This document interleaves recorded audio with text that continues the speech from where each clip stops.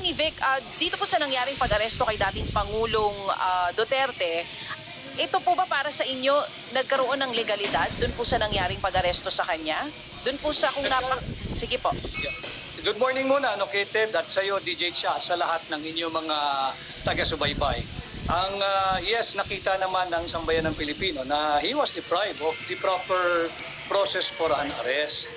At nakita naman yan, ang daming nag-video, ang daming linabas na balita. So, may violation sa kanyang karapatang pantao at nakita yan na hiningi ng doktor niya, yung kanyang personal physician, si Dr. Agnes Del Rosario ng Medical City, if I am not mistaken, na siya ay agarang dalhin sa isang hospital facility dahil yung kanyang sugar count or yung sugar level ay umangat at ito'y naging more than double the normal count. Pero ito hindi pinagbigyan. Kanina po sa ugnayan namin kay Major General Torre, maging kay Yusek P, pareho po nilang sinasabi na legal po ang naging pag-aresto sa Pangulo. Dumaan po yan sa legal na proseso at marahan din daw po ang naging pag-aresto at walang deprivation daw po na naganap. Anong tugon niyo po doon? I don't think I even have to counter what they have said in your program, if they have said that in your program. Millions of Filipinos have witnessed kung ano yung klaseng pamamaraan ng pag-aresto na ginawa kay Pangulong Duterte. At ako mismo ay kinakailangan namin papirmahin siya doon sa kanyang affidavit. We were deprived of access to the client para mapirmahan niya at hindi na nga kami sasama yung mga iba pang abogado kagaya ni Attorney Torion, kundi yung magnonotaryo na lang. Sapagkat mahalaga yon, alam ni Ted yan, kinakailangan nakaharap ka sa notaryo. Pag sinumpaan mo yung sa'yo yung affidavit, nabasa mo at ikaw gumawa nito. Hindi siya pinagbigyan up to the 11th hour Kaya buti napaabot pa namin sa Korte Suprema yung petition for certiorari and prohibition.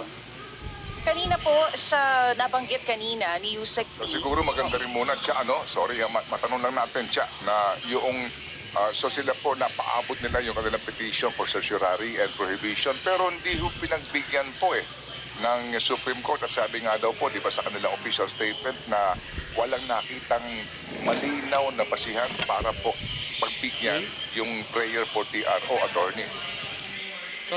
Asawa, sakay na sa kotse. Tama yun, Ted. That's why si Attorney Torion ang in charge dyan. He already prepared a motion for reconsideration at inaantay na lamang yung formal notice mula sa Supreme Court. Ang point doon, whether pinagbigyan o hindi yung TRO, he was deprived of his right to be assisted by a counsel at every stage of his arrest. Hindi siya pinagbigyan and even yung kanyang request na makita niya ang isa sa kanyang family member, ang ating pangalawang Pangulo, ay dineprive din kay Pangulong Duterte. So dito makikita natin talagang may deprivation ng kanyang mga basic rights. Kahit siya ay sabihin ng inaresto at under preventive detention doon sa Villamor Air Base. Yung sagot po dyan na sinasabi nila na nabigyan naman po siya ng pagkakataon. 4 daw po yung legal counsel na nandoon nung maaresto ang Pangulong Duterte. At ang rason din daw po kung bakit humaba yung mula sa pagkakahuli hanggang sa paglipad sa dahig ay dahil lahat daw po ng kahilingan ay pinagbigyan. Ang kahilingan pinagbibigyan, ang hiniling lamang ni Pangulong Duterte pagka-aresto sa kanya ay dalhin siya agad sa korte. Alam niya yung procedure dating prosecutor yon, abogado yon. So ang kanyang hiling lamang dalhin siya sa korte. Nakita naman nating lahat, hindi naman siya nakatapak sa korte. Yun ang kanyang hiningi. Arestuhin, kung arestado, dalhin ninyo ako sa korte. Wala ring booking na nangyari, wala siya yung mugshot, wala siyang fingerprinting. And doon sa briefing namin ng mga abogado dito sa local, when was this? The other day, Wednesday, ay napag-alaman din na hindi rin siya nabigyan ng tamang documentation ng paglabas ng bansa, yung pagdating sa immigration procedure. So, ang daming violations dito. Opo. So, attorney, sa ngayon po, merong pending na habeas corpus petition. Pinasasagot nga po 24 hours, ang mga respondents dito. Kayo po, sa grupo po ninyo ng mga abogado ngayon, maliban po dito, ano po ang inyong binabalak naman doon ngayon sa the Netherlands na kung saan po at 9 p.m. Manila time ang simula po first pre-trial hearing po sa kaso po ng dating Pangulo? Okay, para clear, kami ay ako'y part ng local legal team or defense team ni Pangulong Duterte. And we are headed by ES Bingbong Medialdea na alam naman natin lahat na doon. Pagdating naman sa Zahig ay ang tasking niyan, of course, we leave it to the daughter, the Vice President, makabuo naman ng legal team that will represent President Duterte there. Magiging complementary lang yung kanyang international lawyers at kami dito sa kanyang mga local defense team sa pamumuno nga ni ES Bingbong, si Attorney Martin Delgra, si Attorney Bebot Bello, Attorney Fred Lim, Attorney Billy Dulay, at si Attorney Bob Veterion, and yours truly. Opo. Pero sir, doon po sa Dahig, no, merong dokumento ngayon na inilabas nga po ang The Philippine Star din na mismo ang sinasabi po ng dating Pangulo, isa sa kanya mga counsel ay si former ES Medialdea. So mukha pong doon na po posting ngayon si ES. Dito po ngayon, itong legal team natin dito, particularly po ito, kayo din ho ba ang, paano po ito? Will you intervene? Kasi sino ho ba yung mga abogado ng mga anak ng Pangulong Duterte po na naghain dito sa habeas corpus petition? Ito ba yung grupo ninyo ng mga lawyers na binanggit nyo? Hindi. Yung kay Mayor Baste, yung I believe she's a lawyer from Davao, yung nag-file noon. At yung kay anak naman ni Pangulong Duterte, kay Miss Kitty, I think si Attorney Sal Panelo naman ang nag-handle. Opo, So pero, iba yung lawyers ng habeas corpus, but we have yet to sit down ng lahat kami, Ted, for obvious reason. Masyadong maraming nangyari since the time of his arrest last Tuesday. And this has been very mentally, physically, and to some, if not all, emotionally draining sa lahat. Opo, yung nga po, yung you have to talk and meet, no, para ho, kasi mukhang yung nga po, di ba, yung habeas corpus, tatlong mga anak, tatlong separate po na habeas corpus petition. Bagamat ito ngayon ay pinagsama na ng Supreme Court, no?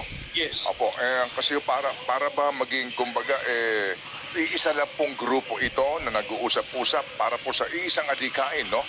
Opo, na maipanalo ang kaso po tungkol doon sa umano'y illegal na pag-aresto at mapabalik sa Pilipinas po dating Pangulo. Yes, mag-uusap-usap kami. It's just a matter of magtugma-tugma yung schedule. As you know, so some of the lawyers are based in Davao, so kinakailangan din nilang umuwi ng Davao. Si ES Bingbong naman ay nasa Netherlands at kami natitira dito. And plus the time difference din, talagang very challenging yung coordination work. But we will complement one another, the local with the international, and as locals will coordinate with yung may hawak naman ng habeas corpus cases. Attorney, bilang isang legal counsel nga po, isa sa mga legal counsel ng dating Pangulo at kayo po'y kilala din na isang abogado, paano niyo po ipapaliwanag yung mga nagsasabi na ibang legal experts na wala ng jurisdiction ang Pilipinas dahil nasa ICC na po yung kaso ng dating Pangulo? Pagdating saan? Doon sa Habeas corpus, opo. Hindi. Tuloy-tuloy yun. Kailangan na masagot yun ng korte, marisolba sa korte yun. Dahil may pananagutan. If the court will side with the petition, may pananagutan. Yung mga illegally na kumuha sa kanya. Because if the court will say talagang you have to produce the body at medyo alanganin o may diferensya yung pag-inyong execute ng inyong warrant or mali yung pag-aresto ninyo sa tao, may pananagutan yung mga nag-serve nung illegal or invalid warrant. So may jurisdiction pa rin ng Philippine courts. Of course, iba naman yung gagawin pagdinig sa The Hague. Doon wala tayong pag-uusapan doon, kaya nga nagbumubuo ng legal team ng international lawyers I think si VP Inday dahil naman kaming authority to practice there. Oo. Meron na po ba mga mauugong na pangalan? Kasi sinasabi nyo sa ngayon, bumubuo na ng international legal teams para po sa kaso na kinakaharap ngayon ng dating Pangulo doon?